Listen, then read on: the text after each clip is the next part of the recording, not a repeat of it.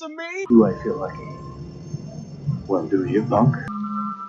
Good morning, Vietnam! I love the smell of napalm in the morning. You're gonna need a bigger boat. I feel the need for speed. I wish I knew how to quit you. Love means never having to say you're sorry. You do. You'll shoot your eye out, kid.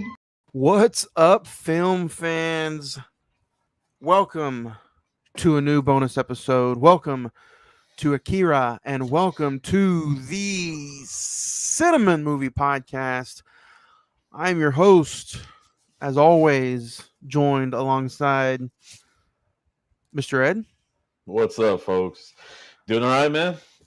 You know what? I've been better. I can't complain. You know, it has been a tough week. It has been a long week. It is finally Thursday. And you know what? We're here doing what we do best. I don't know about you, but we're here to talk a movie. We're here to have fun, hang out with everybody watching here on Imasawa Live Productions. And everybody listening out there in podcast land, whenever this does drop in the audio version, Spotify, Anchor, Podbean, wherever you listen to podcasts at. You know, this has been kind of a rough, I'm not want to say strain of bonus episodes, not just anime, but A24. How do you feel about the year, Ed? I know everybody's here. We're here to talk about, yes, an anime bonus series. We're here to talk about Akira, but we are also, today is September the 15th. Yeah. You know, our very first episode, Kanzentai. Gracias. Our very first episode dropped 4 years ago, September the 12th. I know, right? 4 years ago, September the 12th. And, you know, if we can make this episode anything, I think we could turn it into almost like a retrospect of what this podcast is kind of just meant to us in general. And don't get me wrong, this is still a bonus episode. We're still talking about an anime movie here. Oh, yeah.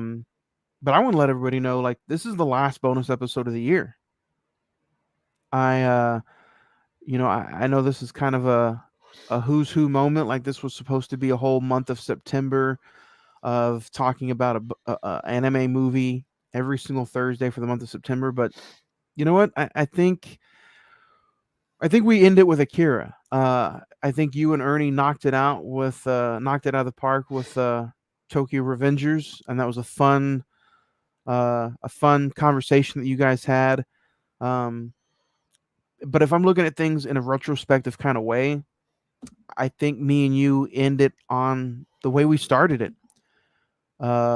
With me and you knocking out Akira. And for everybody out there listening, this is not the final episode. This is just the final bonus episode of the year. Yeah, this is just the final bonus episode of the year.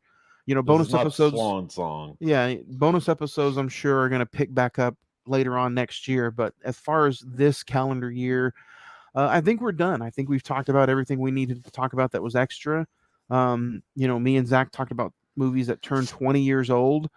We had a whole A24 month dedicated to bonus episodes. We had a Spider-Man bonus episodes. You know, so I think we're good. You know, and what better way to end it with me and you just having a conversation about a movie, the way we started it. Yeah.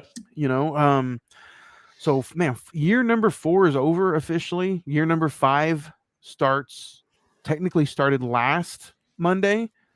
A look back though at the Black Phone. Yeah. What do you think? I like it. I mean, honestly, good episode, good all around conversations. I mean, honestly, then the movie itself. It was a fun movie. You heard, I personally liked it, so there is that. Mixed reviews on the emails for that matter. So that's always kind of fun to hear for that matter. What some people didn't like about it versus what some people do like about it, or really like about it, or really hate about it. those are some of the four big things that personally I like to hear, because I like to hear someone's negativity as well as someone's positivity. It's always kind of fun in that way. If you like something and I hate it, or I love something and you hate it, I'm like, why? No, yeah, for Change sure. change my mind. Yeah, yeah, exactly. And I think that's what makes for like a fun conversation. And you know what? It's crazy. For everybody out there listening, we would love to make this, not only like a gig to where, oh yeah, we can pay and keep the lights on with this podcast one day, but not just yet. But we still all work 45 plus hours a week, Mhm. and we still are able to get together. You deal with family stuff, I deal with family stuff. We all have a huge extreme life outside of Hell, here. you got kids, man. uh Heath Slater. And just a retrospect of what we've had to do I don't have Halloween 2 here with me, but on this channel alone, Imisawa Productions, you can go up there and see a review of Little Nicky. You can go up and see a review of Philadelphia. You can go see a review of The Black Phone. Today we're talking Akira. So, dude, we are everywhere. This platform has helped us, build a whole new audience as well. So I always want to say thank you to everybody in front and behind of the camera, if you will, like when it comes to Mr. Wall Productions. A big big thank you to Mr. Franco. They just got done celebrating 1,000 subscribers on this YouTube channel. Him and Mr. Fuentes got an address, and they walked up and down the streets of Texas, where they're I've from. seen that. So, you know what? I want to say thank you to everybody on the channel, because Ed, they paved the way. They didn't pave the way, but they helped open us up to a whole new platform. Yeah. But before this YouTube channel, before we got on this YouTube channel, we would we would bunker up in a bedroom, all three of us or four of us, and we would just, what, we would go live on Yeah. Podbean, Spotify, and just do audio only. And we used to get emails all the time about people like, hey, you guys should be on YouTube. You guys should do some video streams. It took like 3 years, but we finally got there, with the help of Mr. Franco. And I think I want to say thank you. I don't know about you, but I No, for think this sure. this is a pretty cool get up. So I mean, it's not necessarily that like you said, it's not like they gone ahead and laid the path for what we need to do, but they patched us into another shape that we needed to take. For that matter, I feel like this is easier on life, for that matter, in general, Yeah. as well as we contribute to them, they contribute to us. I mean, honestly, we're kind of it's a friendship, for that matter. We're networking. Yeah, and I mean, honestly, that's exactly what it is. But at the same time, we're still doing our own little thing. They're doing their own little thing, and it's I think it's working great for both of us, or all of us, or whatever you want to call it. But yeah, man, can't be more grateful to them at all. Can't be more. I mean, hell, honestly, it'd be cool just to personally actually get to meet and, I don't know, rustle up something one Yeah. day at least. Yeah. And you know what? Corpus Christi is only like 9 hours away. I think one day we should try to make a drive down there, or maybe a halfway thing or something. Just a Um, shift, yeah. whatever. They did invite me to. They did invite, like, I think they're having like a sports con or something, like a wrestling thing in December. I invited them to Halloween Palooza in October. So we're trying. We're all trying to network. Life is just, Oh dude. yeah, Life finds a way. yeah, And I don't mean to take this movie podcast and turn it into something different, but man, if we can just put our real life situations like out for now, like, man, life has been tough this week. Um, the podcast on Monday was a nice podcast. We ran a little, I think, an extra 20 minutes, I think, because We had Jai Curry on from Australia. Yeah. What a fun interview that was. Yeah, he And seems like a fun guy. yeah, and starting this podcast, I didn't think, and I know you probably didn't think that we would ever network and talk to somebody from Australia. Not really, In no. my wildest dreams, I never would have thought that somebody from Australia would listen, would network, and reach out to me to try to get on my podcast. My mind is still blown thinking about that. Well, I mean, now we can say we've actually talked to directors from home and literally, hemispheres away. Yeah. Literally. Chris Wells was from New York City. Hmm. Jai is from Australia. We've talked to Nicholas Rice, who's kind of from the Norman Dallas area. We're talking to him again on Monday. Yep. So dude, I think, I think the sky's the limit for us. And we had a great year. And it's only Yeah. September. Yeah. Rodeo Cinema doing some live stuff with Oh. them. Some technical difficulties. Yeah, I mean, honestly, doing live things with them, getting to go to Dead Center for that matter, that was a huge thing. That was actually really awesome. And that day, me and you had talked, and we were like, dude, we should have taken the weekend off and just like hung out there just to, and just go to whatever event they had. That was so much fun, you know. We got to speak to not only the director but an actress of Chicken House for that matter. So that was always fun. That was fun as well. Just to get their takes and kind of share like a homegrown kind of thing. There was a ton of different things. So we go and we span and we try and talk to a lot of different people for that matter. And usually you're the one kind of scrounging up the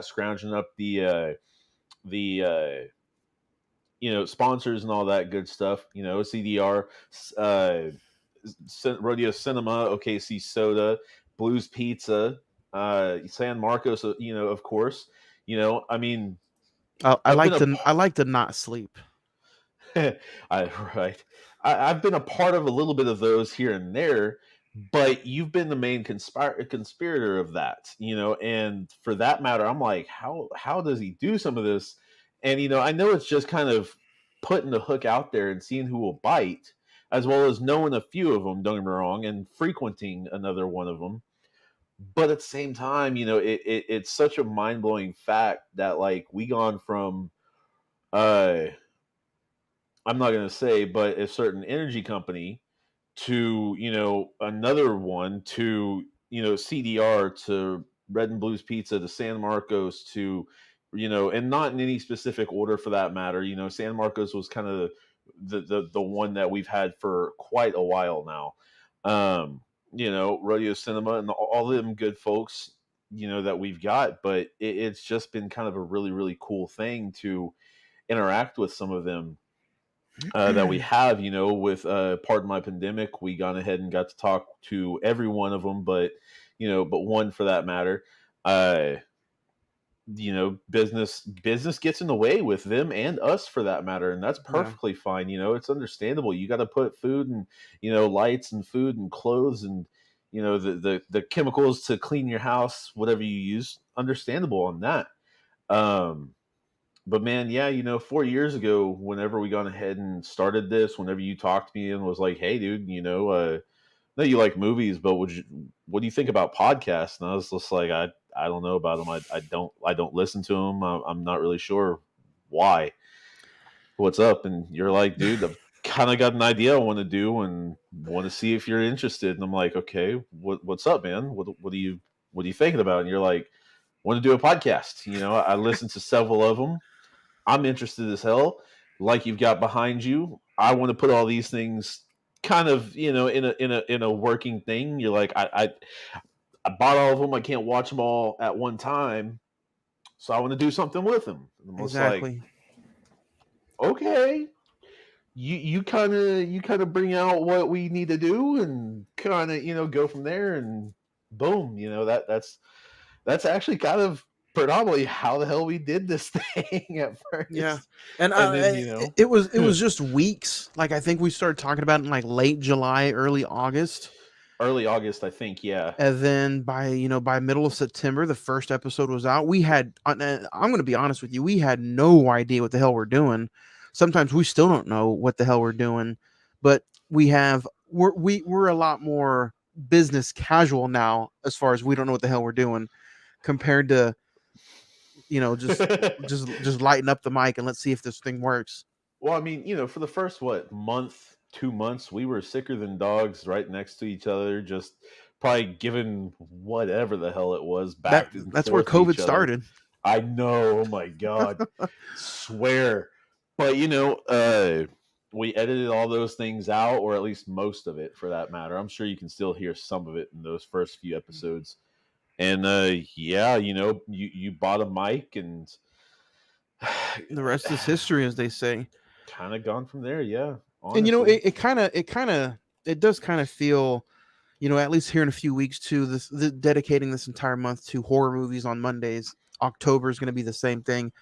It's kind of like, man, going back to step one, Mm-hmm.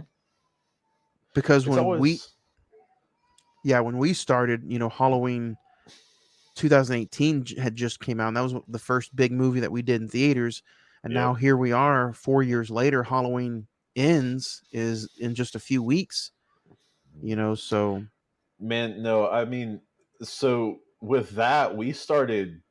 God, what we did? What, like 2 solid months easily of horror films, and I think we did almost three. What was it? 2.5, 2 and 3 week, two it months, was 3 weeks, or something like that. two straight months, and 1 week. Okay, so Yeah. yeah, we did literally 9 straight episodes full of horror, and I think some people thought we were just a horror podcast, similar to what Friday the 14th does, for Yeah. that matter, and has done. And I mean, to where that's cool and all that, I mean, honestly, that's an amazing thing. But we're like, we don't want to get burnt on these things, man. We want to expand and see what else, and because I know one of our favorite genres, for that matter, is horror. Mhm. You introduced me to a lot when we were kids, a lot of different iconic horror franchises. To where, not saying I may not have found them, but gave me, and you for that matter, the bond over those, as well as like the just kind of that little fandom, if you will, I guess, Oh yeah. with each other. And like there were so many movies like I wanted to like touch on. I was like, man, there's no way I can just do some horror movies. So we ended up spanning out, and some Yeah. odd years later now we're doing all kinds of stuff, and it's kind of crazy to me that it took 4 years to touch on anime. Um, it kind of does surprise me, but even after today, I feel like it's still something I want to pick up later on down the line. I mean, we could Um, always do some of them. There's not a ton of anime that gets released as blockbusters, yeah. but I mean, there's some that kind of make their way. Actually, yeah, with the newest one, Dragon Ball Superhero, for that matter, kind of getting that thing going. But that's the newest one right now. So I mean, honestly, for all you anime fans, let them know that we want that out there. Go see it, man. That's the best way you can let them know. Like, we like these movies. We actually want them.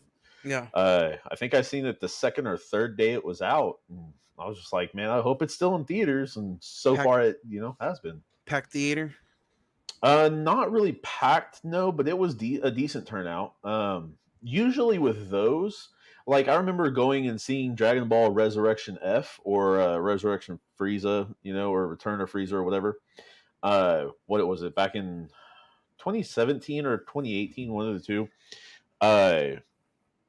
Yeah, it was a madhouse, dude. We had like 6 or 8 theaters packed full of people, and I mean, literally, it was just like, okay, if you've got a ticket, you're going into one of these theaters. I don't know which yet, but you're going into one of them, is kind of how it ended up. And me and my wife went to go see it together, and that's kind of how it was. Crazy enough, for that matter. We just have gone to everyone since. She's not really the biggest fan of it, but she goes just to go with me, basically. So, yeah. So let's go ahead and dig into a little bit of what we're getting ready to talk about. But before we continue, you guys can check us out on the social media pages, facebook.com/the Cine-Men Movie Podcast. The Instagram is all one word, the Cine-Men Movie Podcast. Go check us out on the Twitter or Twitter at Cine-Men405. But the easiest and fastest way to get your point across, send us some emails. People send us emails all the time. That's CINEMEN 921 at gmail.com. That's cinnamon 921 at gmail.com. We have a bunch of great following. You guys can, there's even a Snapchat. You guys can hit us up on the Snapchat. Just hit us up. And, I think we're going to eventually start, I think we're going to start a TikTok either later this year or next year. We have a shop. You guys can go online, go to the facebook.com/the Cine-Men Movie Podcast. Go pick up a mug, stainless steel Cine-Men Movie Podcast mug. They're not flying off the shelves, but I think I've sold like 8 or 9 since they've been released. So go check them out. More stuff is popping up.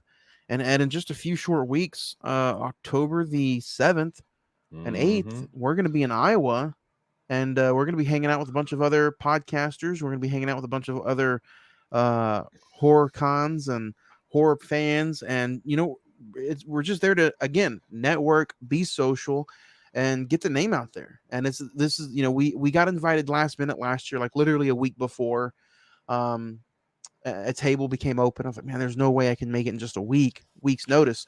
But you know what? With a year's notice now, it's almost here. And me and you are going to go represent the Cine-Men Movie Podcast. Like, I know we are the only ones who can, and go do it. So I bleed red and black. Literally. Cinnamon just coming out, Huh. Nah, man. Yeah. So, Akira. First off, I want to know, because you were the one who came up with this particular episode. I want to know why. Why Akira? I mean, honestly, like. Okay, why? so before we get into the why, Okay. Akira has a U.S. release date of October 19th, 1990. The Japan version came out July 16th, 1988. IMDb has this at an 8.1 out of 10. Rotten Tomatoes at 91%. The Metascore is at 67%. The Google users have it 91%. With a budget of $9 million, this movie has grossed a little over $49 million. A secret military project endangers Tokyo, when it turns a biker gang member into a rampaging psychopath who can only be stopped by a teenager, his gang of biker friends, and a group of psychics. So Akira hit me a long time ago. I was listening to a random podcast and I heard them talk about it. I was like, I'm not into anime. I'm just going to listen to the episode because I listen to all the other stuff they do. So I listened to it, and it kind of intrigued me. It kind of made me feel like it was a Matrix / Tron kind of movie. Yeah. With a little bit of the warrior sprinkled in there. Mm-hmm. And I was like, oh, that's an interesting movie. Maybe I'll check it out one day. Never got to it, And then the moment this idea of the anime series popped up, I started Googling, like, hey, what's some of the most talked about animes? This one popped up, and I was like, oh, it recently came out on 4K. Mm-hmm. I'm a sucker for trying to buy, obviously buy shit I don't have, or buy stuff that just recently hits theaters or shelves. So like, let me check it out. I'm going to go ahead and buy it. And then that's honestly how this came to be. I was like, it's one of the most popular, well received anime films. And I mean, it was from 1988, maybe one of the main ones that could have started them all. I'm not sure. So it's not really one of the main ones that started them all, because anime goes back to the mid or late 40s for that matter. And maybe even before that, at least like some of the ones like I've heard of go back that far.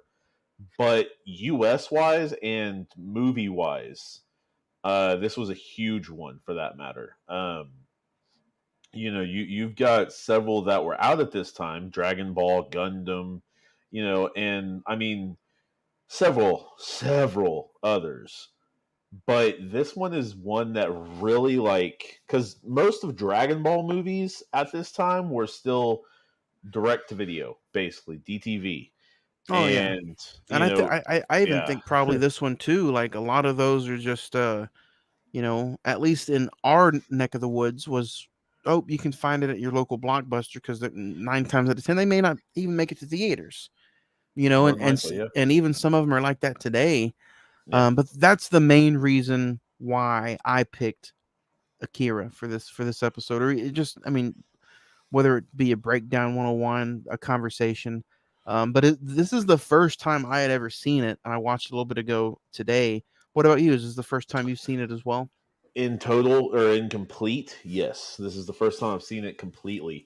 I've seen the bike scenes, some of the chasing scenes, some of the power up scenes and all that they have, but I've never actually seen the entire movie all together in one sitting. Did you check it So out on Tubi? Hulu, Hulu? actually, Oh, I didn't know it Hulu was on has it. Hulu. Cool. It does. It is. Yes. So it's on Um, Hulu. It's also on Tubi for free if you guys want to go check it out. Or like I said, I was able to pick up the 4K copy at your local video store for like probably 14, $15. Um, but yeah, let's kind of dig into it, man. For it being a 1988 film, I thought the animation and well, the animation. I mean, yeah, honestly, I thought the because animation was phenomenal. you got to understand, this is not CGI. This is not like video game quality, kind of like some of the newer anime stuff is. This is not live action. This is straight up drawing the paper, anime. This is raw stuff. Um, so this is actually based on the 1982 manga Akira. If any of you don't know, it's pretty much Katsuhiro Otomo's manga, for that matter. If you're interested in who the director and writer is, and man, it's kind of funny how we do Tokyo Revengers and then this, because both of them dealt with biker gangs, basically. So I guess back in I guess a lot of people dealt with bikes, or a lot of people deal with bikes in Japan, and have for a long time, because you got shows, say Initial D for that matter, which is showing a Toyota 1986 AE Torino Corolla specifically, and it's like it's the best car ever. Here you have, I don't know a bike like this, and I don't think it's a true or real bike, but a highly modified motorbike, that sports bike, whatever you want to call it, but with all kinds of different stickers. You've got Citizen, you've got the Top Gun looking thing, you've got a ton of stickers on this thing. What, metal? Yeah, all kinds. Either way, and then you've got just the characters, the way that they are drawn. I think it leads to so much emotion and so much depth in the character, um, as well as you've got the flashes of the power. The mind. I don't really know what to call them, to be fully honest. Whenever they're kind of doing their little things, and you've got whether it's the mind messing with each other's minds and vision, for that matter, whether you've got the blasts of whatever kind of wave it is, whether you've got the guns for that, the laser guns for that matter. And That then stuff's we didn't awesome. even bring it up yet that World War III has come and gone, Yep. and it's the year 2019, Uh-huh. and Kind of funny. A lot of people are saying this may have predicted certain way of coronavirus. I'm just like, okay, I don't know about that deep, but whatever. Um, the one known only as Akira will come back from the dead and remake the world in the midst of this chaos. What do you think? I mean, literally, what's funny about this is there's a lot centrally like told about Akira. There's not really a lot shown about Mm-mm. Akira at all. It deals with this biker gang and kind of their troubles and their woes in a way. This is a rated R film. Very rated Um, R. and I mean, well, I mean, okay, so let's check out why it's rated R for that matter. You've got a scene where one of the characters' girlfriends gets her top ripped off. Sex and nudity is moderate. Violence and gore severe. Oh yeah, Profanity is moderate. Frightening and intense images severe. I would say this is on a pretty good scale with the profanity for that matter that you'd probably find in a biker gang. I mean, I don't know Japanese like language nor culture that deeply to go ahead and say, "Oh man, that's exactly how they'd cuss over there." But I know that teens experimenting and kind of using different words in different ways and all that stuff would go ahead and probably talk roughly exactly like this, you know, um, as well as like uh like I said, I'd never seen this in its entirety, so some of this was a surprise to me. When they started doing that, to what is her name? Kaori, uh, Tetsuo's girlfriend, for that matter, when they took and ripped the top off, I was just like, please don't make this a rape scene. Like, this is not what I was wanting to see in this Did thing. Rob Like, Zombie direct this? exactly, and then all of a sudden they just chin checked her right in the freaking face. It was just like, oh, well, I mean, that still sucks, but well, I guess at least you keep your, innocence for that matter. Um, but they hauled off on Tetsuo, and then more than anything, just the whole biker gang kind of just comes together to kind of not really protect each other, but try to, cause their violence, cause their BS, and all that good stuff. They get arrested during this. They get beaten up. They're beating up other people in a race, and I mean taking metal pipes or sticks and all that stuff and whacking each other upside the head at, who knows, 80 Yeah. miles an hour, 60 miles an hour, 120 miles an hour. It's just going. The one Some thing that I really liked was the lights, the streaks that they got from the lights. That I thought was a nice touch. and some phenomenal action chase scenes. Oh yeah, Yeah. I mean, you don't find a lot of animes that kind of really do this, and I mean, honestly, this is it kind of reminded me in ways of Tokyo Drift, but with bikes. Because I mean, obvious setting for that matter, taking place in Tokyo. Right. This is a Makes more rundown Tokyo, of makes course, sense. but at the same time, they're just racing around. I mean, they're just doing BS and fighting each other and fighting rival gangs and all that. And you've got Tetsuo, who's kind of at first like definitely not a wimp, but kind of not the alpha of the group. And he's kind of jealous of that fact that he's not the alpha, that he's kind of one of the betas for that matter. Not necessarily I anybody to push over. I also kind of got Dune vibes while watching this. There you go. Not old school Dune vibes, but like new school Dune vibes for some reason. I don't know. I don't know if maybe that was just me, but yeah, I got some of those vibes. And I mean, I kind of got like a little bit of the Tokyo Revengers from here too. You've kind of got the crybaby in a way, and I'm gonna put, I'm gonna put him up there. I'm gonna say, Tetsuo was kind of the crybaby in this one. Ends up being kind of the one of the main. Well, he ends up being the villain essentially, as well as just like one of those work the ranks basically. Guy gets in the crash or guy gets beat up and all that, and basically gets hauled off to the military for some profound experiments. I mean, honestly, gets tethered in, I guess, mentally or mindfully to this project that they've had going on, and connects to Akira. And I don't know if Akira brings out latent like abilities, or if Akira brings out themselves in you, for that matter. But he gets abilities, telekinesis abilities, powers, all kinds of stuff like that are just nuts. And I mean, he's not necessarily going full on Super Saiyan or something like that, but dude can fly very quickly. Dude is, honestly extremely durable because gets his arm cut off basically, and he touches some metal and or he didn't just touch metal, but he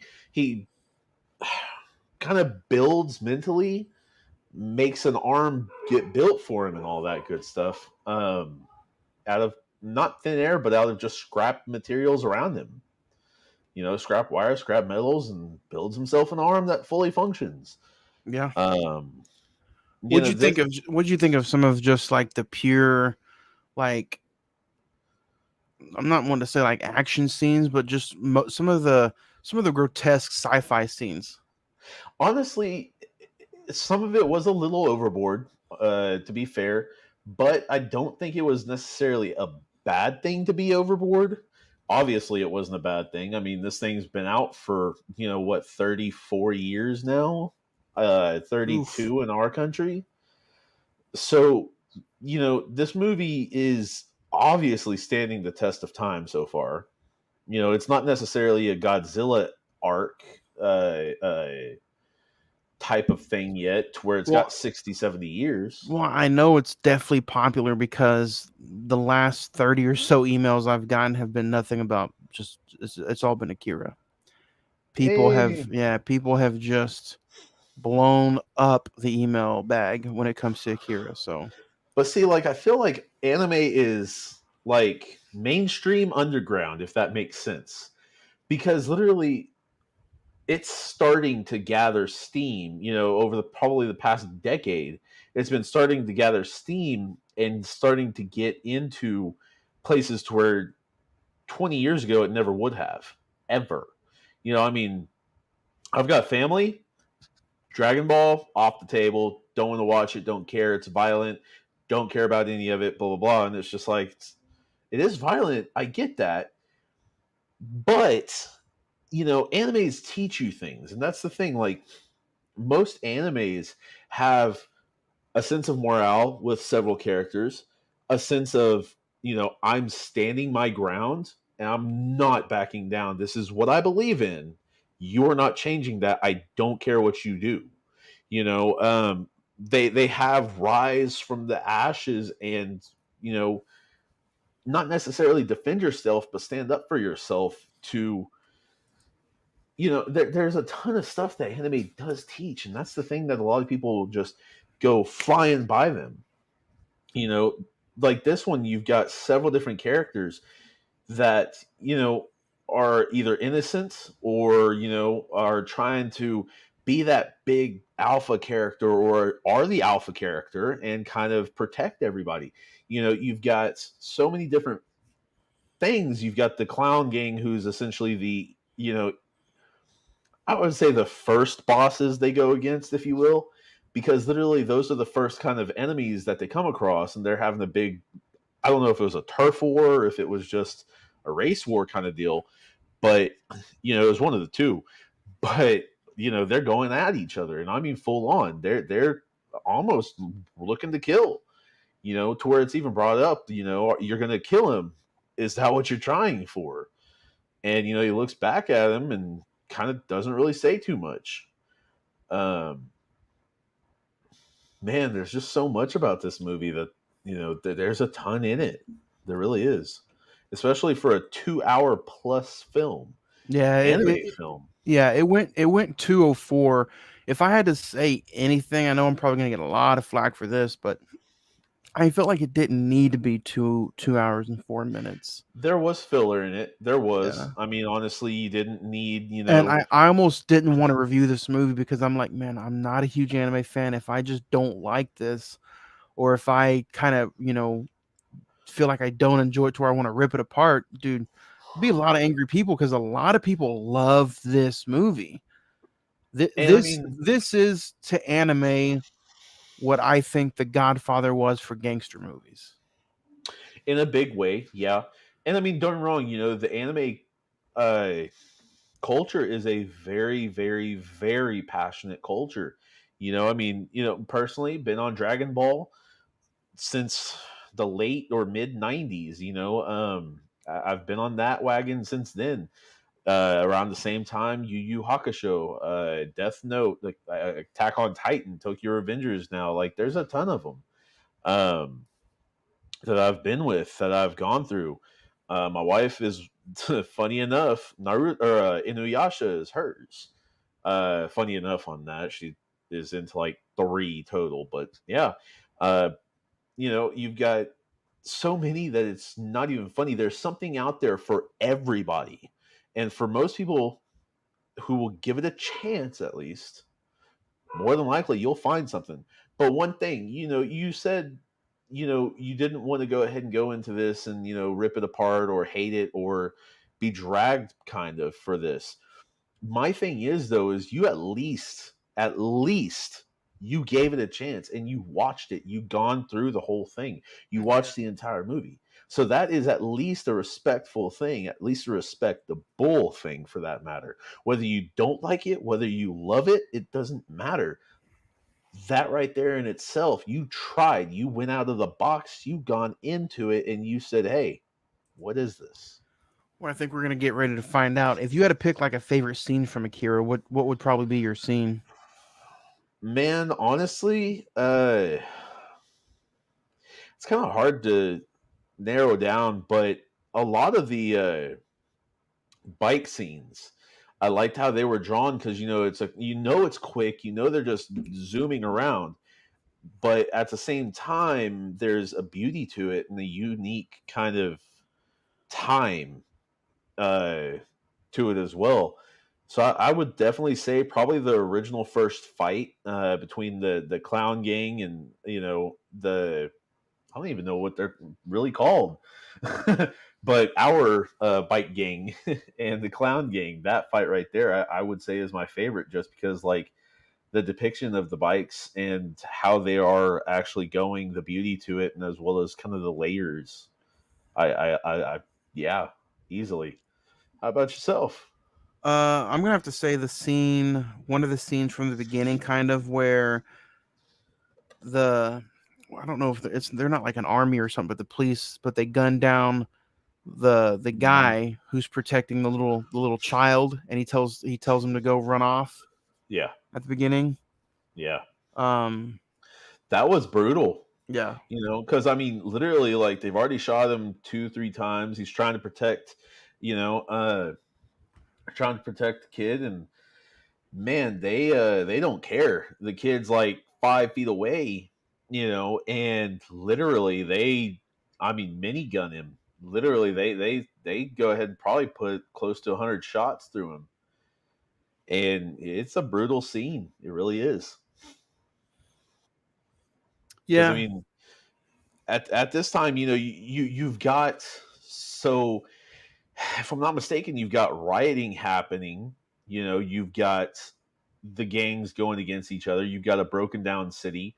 You've got military and police collaborating with each other to bring a lot of thugs and kind of miscreants down. And then on top of all of that, you've got experiments being you know done on possibly poor innocent people. And I mean, this is kind of a crazy film at some points, but it's a film that's just still kind of unique even to this day, for that matter. It's kind of crazy on that. yeah. but I think this is definitely worth the watch. If even if you're not an anime fan, I highly would recommend you go check this out on Tubi or Hulu, like Edward said. Um, 1 out of 10. I'm almost afraid to reveal mine, but if you had to give a still star rating, what would you give it? For having this as the first time I've actually truly like sat down and really watched all of it, I'm gonna say a 9, man. I liked it. It didn't really feel like it was 2 hours. It felt like you were on a nice ride. It felt like you were going along on a story that was taking several turns, but at the same time was still on a singular path in a way, or finding its way through that path. So yeah, I'm gonna have to give it a 9, man. I guess I'm part of those people that really like this one. Nice. I'm glad you enjoyed a lot. I'm gonna give this movie a 7. Okay. Um, to me, like I said, I still enjoyed a lot of the action scenes. The bike scenes were phenomenal. The illustration was great. The score, honestly, we didn't talk about, but the score was really epic. It made the movie feel like it was an epic sci-fi. Yeah. It just felt a little long to me, and I think at the end of the day, I think it's really going to take for me a lot to get into some more anime because it just didn't hit for me. But again, like I said, I bought it. Maybe if I watched it another time or two, maybe I would feel a little bit of the difference. But I would give this a 7 for sure. So let me ask you one other question. Uh, who would be your favorite character?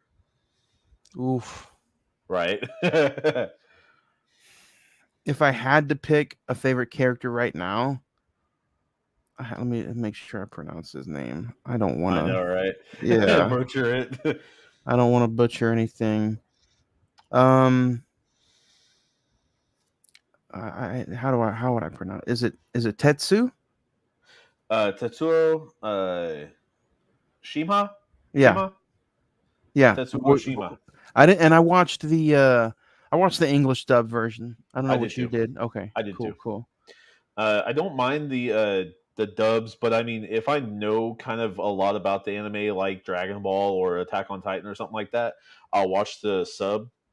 But if I don't know much, I'll watch the dub at first or for the first couple of times just to kind of get the full vibe of it, and then kind of understand what to look for and when you can read and when you can't and all that good stuff. What about you? Who's your favorite character? I would honestly have to say Kaneda, the Red Rider, the Red Bike Rider, whatever you want to call him. I thought he was actually really cool. He was the alpha, but he wasn't just like the pig alpha, if you will, the one that I'm the alpha. You need to respect me because I am. He looked out for his crew. Like, I mean, he was a bit cocky and all that, but he looked out for his crew. He actually did do a lot of the grunt work and all that. He was protective of his stuff because he did all this stuff, to the bike and whatever. But at the same time, like, I mean, you've got to think these are probably what, 16, 17-year-old kids, all of them, you know.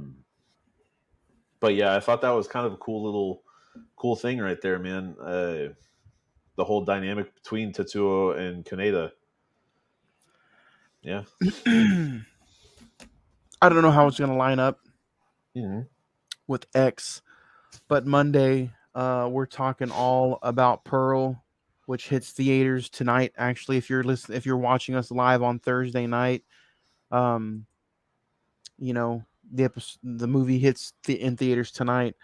Um, Ed, when are you gonna check out Pearl this weekend? Probably Sunday. Yeah. I've got plans on Saturday, so there is that. Um, One thing I hope about that movie right there, Pearl, I hope Mia Goth doesn't play the same kind of thing that she did with X. Um, I hope she does make it different. Um, and I don't really think it's more leaning towards her making the character different. I think it's more leaning towards the writer and directors making the character different. Which I'm also But like, I'm also proud. Like, this is going to be written, directed again by Ty West, who's the same guy who directed X. yep, But you got to look at it. Mia Goth also played two different characters in X. yes, yes, So she did. the young girl, we don't even have to worry about her because she's not in the movie. Yep. So I'm hoping with Pearl, the older lady in X, I'm hoping we get a gruesome. I hope we get a gruesome. I don't give two shits. Psycho killer. I want to I see don't how. I want to see if she becomes that. I don't think it's okay. See, I like that part of it. I don't think she's going to start out that way. I think Right. because she said, she was the dancer. She was the girl that was something special. Yeah. She was the girl that just had something different than the others. So I don't think it's necessarily going to be like she starts out as a psycho killer or, as a kind of non merciful killer. I think she is essentially either coaxed or seduced into it, or it just kind of happens Or and then maybe she kind of forced. becomes or forced. Yeah. But I was gonna say it kind of happens and she kind of falls in love with it in a way. I think it's gonna be one of those three, definitely. But But if you guys yeah. haven't listened to our last episode, go back and listen to it wherever you listen to podcasts. At we reviewed and talked all about the Black Phone, which is available on Peacock.